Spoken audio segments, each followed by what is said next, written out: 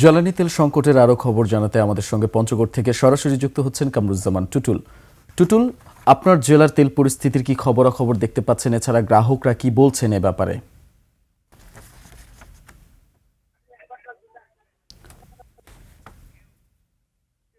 সারা দেশে কিন্তু জ্বালানি তেলের সংকট দেখা দিয়েছে এবং ফিলিং স্টেশন গুলোতে সকাল থেকে দীর্ঘ লাইন দেখা গিয়েছে এবং সরকার শৃঙ্খলা ছড়াতে কিন্তু ফুয়েল কার্ড অর্থাৎ রেশনিং পদ্ধতিতে কিন্তু মোটরসাইকেল এবং কার মাইক্রোগুলোকে ফুয়েল দেওয়া শুরু করছে। তারপরেও কিন্তু দীর্ঘ লাইন আমরা দেখেছি যে তেল কোনো পাম্পে তেল দেওয়া শুরু করলে কিন্তু সকাল থেকে দীর্ঘ লাইন ভিড় করে তেলের জন্য।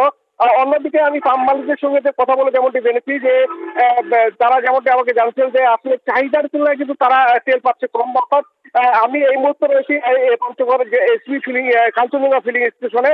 তার মালিকের সঙ্গে যেমনটি আমার কথা হয়েছে, তারা যেমন জানিয়েছেন যে আসলে তাদের চাহিদা যদি 8,000 লিটার, তারা সেইখানে পাচ্ছে 3 থেকে 3.5 অথবা 4,000 লিটার, যে কারণে তারা কিন্তু ঘাটতি রয়ে যাচ্ছে। অন্যদিকে যে মোটরসাইকেল চালকরা আছে তারা যেমনটি আমাকে জানাচ্ছে যে দীর্ঘ লাইন থাকার পরেও কিন্তু তারা যেটা কাঙ্ক্ষিত যে টাকা তেল সেটা পাচ্ছে না।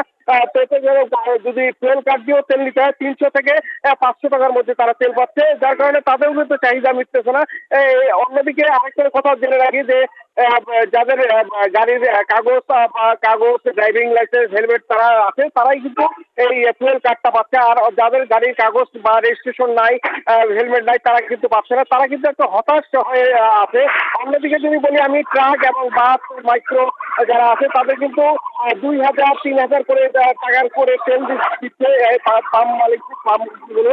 অন্যদিকে তাদেরও কিন্তু ভোগান্তি, তারা কিন্তু তাদের যে চাহিদা সেই চাহিদার তুলনায় তারাও কিন্তু তেল পাচ্ছে না। তো এই সংকট কিন্তু কবে কাটবে তারা কিন্তু এই নিয়ে কিন্তু দিশেহারা।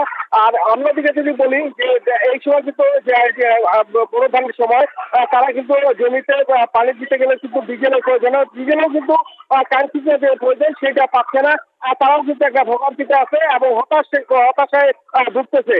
তো আমি জেলা প্রশাসনের সঙ্গে কথা বলে যেমনটি জানিয়েছেন, তারা বলতেছে যে আমরা রেশনিং পদ্ধতিতে যদি ফুয়েলটা দেয় তাহলে হয়তো শৃঙ্খলা ফিরে আসবে, কোনো পাম্পে গ্যাঞ্জাম হবে না, সঠিক লোকগুলোই যারা তেল পাবে। অন্যদিকে বলি যারা অন্য পন্থায় যারা তেল মজুত করছে এই নিয়ে কিন্তু ভ্রাম্যমাণ আদালত কিন্তু তারা তাদের অভিযান পরিচালনা করে আসলে ইতিমধ্যে কিন্তু পঞ্চগড় জেলায় বেশ কয়েকটি ফিলিং স্টেশনে জরিমানাও করছে এবং অনেক ব্যক্তি যারা তেল মজুত করে আসছে তাদেরও কিন্তু জরিমানা করছে। তো এই কিনা দিবু পঞ্চগড় থেকে আমার কাছে তেলের সর্বশেষ দিবু।